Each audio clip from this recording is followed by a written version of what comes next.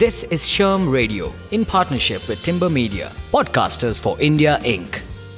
Hi everyone, this is Archana Jarrett tuning in with SHRM Radio. It's that time of the week when SHRM is on air. SHRM Radio is the place to catch up with leaders and have insightful conversations on all things work. Today I'm joined by SHRM's very own Emily Dickens, Corporate Secretary and Chief of Staff at SHRM. And we're talking about employee well-being at the workplace. Emily, welcome to SHRM Radio and thank you so much for joining us today. Well, thank you for having me and for thinking I have some value to add to this discussion. I'm really excited to join you. Absolutely. As always, Emily, looking forward to your contribution. This year, we've had to deal with a public crisis, which has been unprecedented, an economic crisis that's the world is grappling with. So what's your advice to those who are trying to focus on their careers during these times? My advice is to focus. You've got to find some focus, and it actually is really helpful when there's so much going around you that is negative by nature. That is disheartening, that is sad. And you need to get your mind when you can off of these things. And there's no better thing to do than to focus on you, your well-being, your career when things and times are turbulent. So I'd say to people, focus on your dreams, focus on those things that would make you happy and how you can get there. And some tactical ways to do that. Read every and anything that has nothing to do with the public health crisis and the economic crisis. And that can be anything from pop culture all the way to reading about the job you want to have, reading about the profession you want to be in, reading about professions and ideas that are tangential to the work that you're currently doing or the work you want to be doing. You can read just about anything. The great thing in the morning, my Google feed, I guess by now has realized that I read just about anything from sports to business, and it is full of new information each day. And you never know when some tidbit that you've picked up can lead to an unforeseen opportunity for you or your business. The other thing we talk a lot at SHRM about is pick up a new skill. The SHRM Foundation has a number of free certifications, especially as it relates to working with untapped talent pools. And it would be really good to go on that site and find out if there's a new certification or skill that you can pick up at no cost to you, right? It's sponsored by some of our corporate partners that will help you in the long term. And then the third thing I'd say is nurture your network. Here is a time to reconnect with people. All of us are feeling the pressures of what is going on and the fact that we don't have any personal control over it other than making sure that we are safe and following the guidelines related to COVID-19. And other than making sure that if we do have, we're still being paid and we still have savings, that we're being smart about it. But nurturing your network is something you can be very proactive about. Checking in with people you've not talked to in a while. And I think it would be really, really important to do that. I always try to talk to someone or send them a note if it's someone I just thought about that I used to work with on something. And how are you? You never know where later on down the line they'll remember that reach out. And when you're looking for that next thing you want to do, they'll reach out to you. That's so well said, Emily. And, in these times where people are so nervous and there's a lot of uncertainty, whether it is to do with health or to do with jobs, careers, all of that, do you think there's an extra responsibility that organizations have? And how do they ensure well-being of their talent during these periods of crisis and unrest? So I'll tell you what our CEO is doing and what he's encouraging other CEOs to do. Be extra. And that's putting a lot more on our people managers and our leaders in our organizations when we say be extra. Be extra can be anything from something that we did at SHRM while most of us were still teleworking, is we had a all hands call and then had a pizza or food delivered to the home of every employee shortly after that call. That's extra. right? We knew that people were home. They were home oftentimes not alone with their spouse, with their family, with their extended family. And so providing lunch for the entire family is one less thing for our employee to think about on that particular day. When I also say be extra, encourage your staff to take time off. Even if your company is still working 100% remote, it's important that people take time off. We were talking yesterday, I realized I only took 2 days off during the time that we were 100% remote for my wedding anniversary. And I realized that now that we're back, I've got to really take some time just to do nothing, even if it's lay on the couch and read a romance novel for 2 days straight. But encourage your people to take their vacation time. SHRM has open leave, so there's no excuse. You have the time you need. And if you're an employer that doesn't have open leave, but you have vacation, encourage your employees to take some time just to check out. That'll be one way. I'd also say is to review your EPA programs. Our CHRO actually did a review, and he determined that the program we had didn't have enough content related to mental health. You know, they had things related to grief. They had things related to, other issues, communications problems, things of that nature, but not as much content related to mental health. And so he went out and had his team identify another resource. So there are things you can do to go above and beyond. Be extra. Order luncheon for your team unexpectedly. There are just things. We all have employment engagement dollars in our budget. And one of the things our CEO used to get so mad with me about is the end of the year. And he'll say, you still have too much money in there. And I know you're frugal, but it's always important to spend on employee engagement. And so I would say be extra. And then really just in the one-on-one time.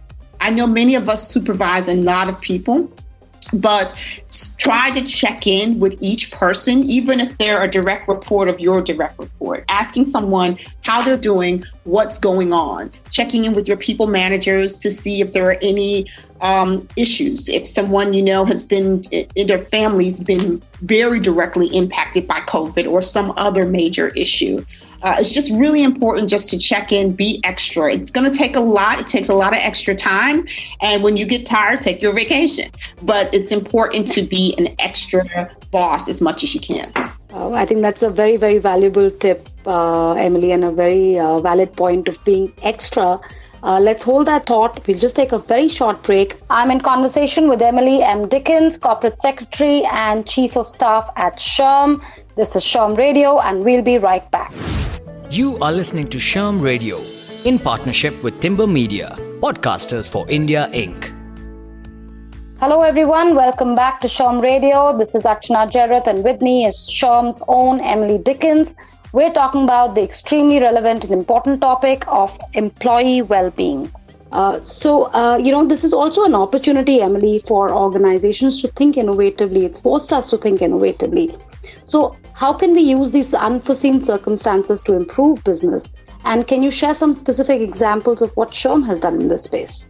Wow. I'd say figure out how you can expand the scope of your existing work to meet the current needs. So as you all know, here at SHRM, our majority of our members are HR professionals, and they have been working overtime to meet the wellness and mental health needs of the employees they work with, to meet the needs of the leadership teams as they've had to identify whether the company needed to lay off or furlough people, to ensure the safety of people who work with and for them in their buildings and facilities. HR people have just been really busy, as well as the people who they report to.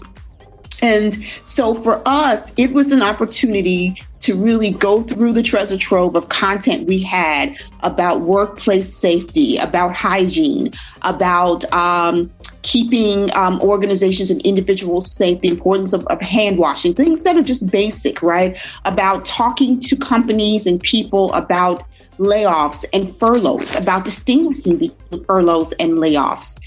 It was critical that we pull out all the information we had, make sure if it was timely. If it wasn't timely, then turn to the experts that we work with to develop our thought leadership and get them on it quickly. So as you know, we were able to stand up a pretty comprehensive COVID-19 hub in about 14 days, once we knew for sure that we were all going to have to be quarantined at home or settling in at home for a period of time. And it was critical that we knew that our HR members and other people who were in smaller organizations that were HR accountables had access to that information. And so it was important for us to expand the scope of our existing work, create additional hub pages. You may also remember that our government affairs team, because the U.S. economy, the U.S. leadership was trying to figure out how to address the economy and to address the public safety issue, that there are tons of legislation being considered. And so our government affairs team launched a separate hub page that focused just on the policy initiatives that were being promoted by members of Congress and then of members of state legislatures who were trying to deal with this on a more local level. So expand the scope of your existing work. And I think also is look at what else is going on. We had a new product that had just launched, our people manager qualification. So we went right back into review to make sure that there was a focus on safety discussions. And, we're talking right now about safety as it relates to keeping people away from germs and keeping people healthy in the workplace. But I'll tell you, we also need to make sure we focus on other safety issues in the workplace. And lastly, I'd say invest in your best and brightest. You have people who are just hard workers. And they really have shined during this time. I think most people managers and HR professionals can say, the talent that really in this crisis they've stepped up. Make sure that you are continuing to invest in their professional development. Those are some wonderful examples, Emily. And I think the kind of, relevant and very critical content that SHRM turned around has benefited organizations and all our members through the globe. And, we leveraged a lot for a lot of the initiatives that we ran during that time. And I'm so proud of what we did there. And Emily, I am so excited for your upcoming session at SHRM Edge, which is right at the end of this month. And you're going to be speaking more on this topic. So any insights that you want to share with us, a little sneak peek into the session? So Archana, I got to say, you're proud of what SHRM has done. I'm so proud of SHRM India. The additional talk about expanding the scope of existing work and finding an opportunity within a crisis. SHRM Edge didn't exist this time last year, right?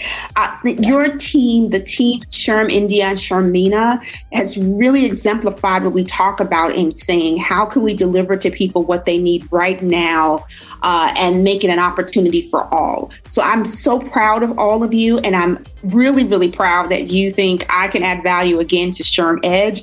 I'm going to get to talk to very interesting gentlemen there. But you also asked me to do the opening comments on that day. And I'll tell you what my focus, since we'll be talking again about well-being and talent, it is finding opportunity in unforeseen circumstances. We're all tired. We'd love to all wake up and this all be over. But we know that things happen that are outside of our control. But where can we find the opportunity to be our best selves in this unforeseen circumstances? And as I said earlier, where can we use this additional time when we're home and need to take a break to make sure we're not working 12-hour days instead of 8 to 10-hour days? It is finding the opportunity to learn more, to learn differently, to pick up a new skill, to nurture your network. And also looking at the importance of how we persevere in these times. We really talk about the people who kind of get in, dig in, and survive mentally during times like this, are the people who have faith, grit, and a belief in perseverance.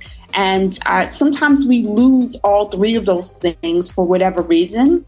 And my hope is that we'll find them by new ways of innovation, being exposed to new opportunities for innovation and for new unforeseen circumstances. But I really want to spend my time at the conference talking about the importance of believing in these things about yourself, of having these other things, faith, grit, and perseverance, so that you can get over and survive through times such as these.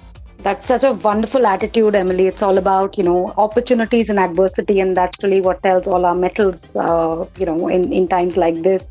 It's been such a wonderful conversation, Emily. Can't wait to hear your opening talk at SHRM Edge on talent well-being. And we're so looking forward to that. Thank you so much for your time today on SHRM Radio. Thank you for having me. Thank you so much, Emily, and thanks everyone for listening into SHRM Radio in partnership with Timber Media Podcasters. Stay tuned till next Wednesday at 10 a.m. when we come back with another great conversation on all things talent.